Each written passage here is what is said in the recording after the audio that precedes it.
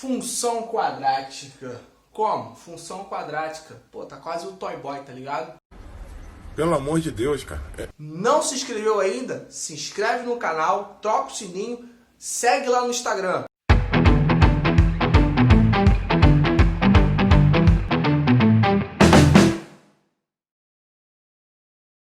Ó, se liga no seguinte. Função quadrática é uma função do segundo grau, beleza? Então eu vou ter o seguinte, f de x é igual a x ao quadrado mais bx mais c, né?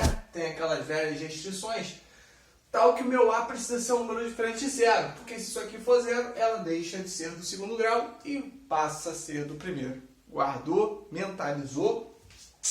Aí acompanha comigo o seguinte, o gráfico dessa função quadrática sempre vai ser o quê? Uma parábola. Olha que bonito, ela é toda no remeleixo.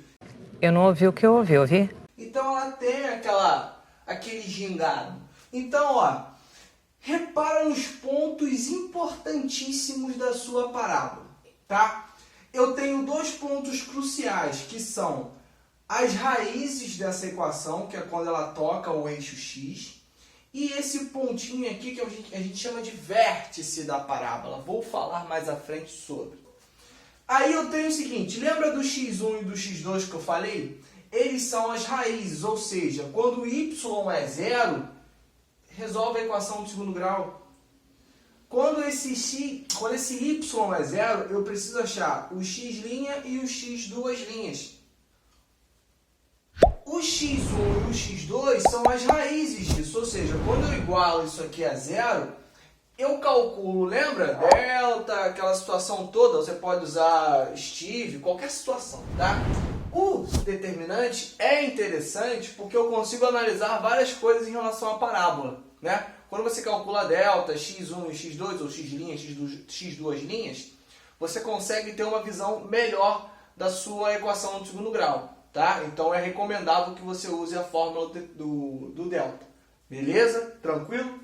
Então, ó, x1 e x2 são as raízes da equação do segundo grau. Perfeito.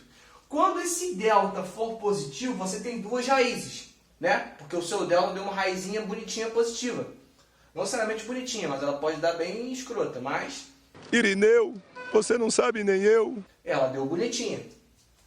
Então significa que... Deixa eu pegar aqui, ó.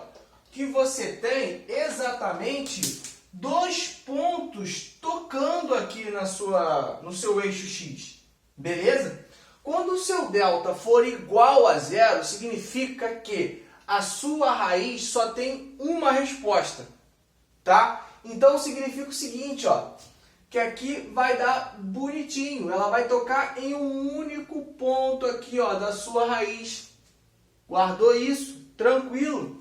E quando o seu delta for menor do que zero, eu não tenho nenhuma raiz real. Aí você vai ter um número complexo que não está aqui dentro da sua reta, porque o plano cartesiano só é composto de números reais. Então você vai ter um número aí que vai estar, ó, flutuando. O seu vértice aqui, na verdade, né? Ou não tenho nenhum ponto da minha parábola, inclusive o vértice, que não vai tocar em nenhum ponto do seu eixo x, que é o seu eixo das abscissas. Conseguiu mentalizar isso aí? De novo, olha só. Quando o delta é positivo, eu tenho duas raízes, ou seja, eu tenho dois pontos tocando no eixo x. Ó, vou botar o x aqui. Quando o meu delta é igual a zero, eu só tenho um valor possível tocando em x. Quando o meu delta é menor do que zero, eu não tenho nenhuma raiz real, ou seja, ele não tem nenhum ponto tocando em x, tá? Eu botei meus exemplos aqui com o A positivo. Se o A for negativo, é só vocês mudarem, tá? Não interfere em absolutamente nada. Aí, o outro ponto crucial aqui é o vértice dessa parábola. Então, eu tenho o x do vértice e tenho o y do vértice. Como que eu faço para calcular o x do vértice e o y do vértice? X do vértice menos b sobre 2a e y do vértice menos delta sobre 4a. Brother, escreve isso aqui, bota no espelho do teu banheiro e nunca mais esquece, tá? Isso aqui é muito, muito, muito, muito, muito importante. Beleza? Aí eu tenho o seguinte, ó. quem são esses carinhos? Lembra, ó, A, B e C. Se eu tenho, por exemplo, 2x ao quadrado mais 3x menos 5, quem são os valores de A, os valores de B e os valores de C? A é igual a 2, B é igual a 3, C é igual a menos 5. E se eu tenho isso aqui, calculei o meu delta, achei, eu acho os vértices. Eu tenho B, tenho A, tenho delta e tenho A. Substituiu, eu vou achar bonitinho, tá? E qual é a parte extremamente importante do vértice? Muitas questões, principalmente vestibular, cai muito equação do segundo grau. Então tem o seguinte, ó, significa que a sua parábola ela veio, parou e depois subiu, ou seja, ela veio no ponto mínimo que ela consegue chegar e depois ela sobe de novo.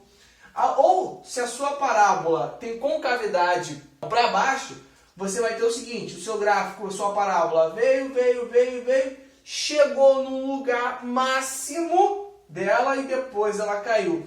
Vocês veem muito isso também em física, né? Lançamento oblíquo. Se você quer calcular a altura máxima e tudo mais, você acaba utilizando os princípios básicos, né, de equação do segundo grau. Então tem o seguinte, isso aqui você também estuda muito, aqueles exemplos bem clássicos. Uma empresa tem um faturamento em que a função é expressa da forma L do lucro, né? Lx igual a x ao quadrado, blá blá blá blá. Qual foi o lucro máximo da empresa? Olha, ou qual foi o lucro mínimo da empresa naquele mês, ou naquele ano, naquele trimestre?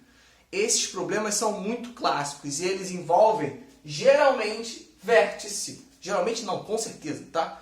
Ele envolve, acredita, é isso. Ele envolve vértice de parábola. Guardou isso aí? Ficou tranquilo? É muito fácil.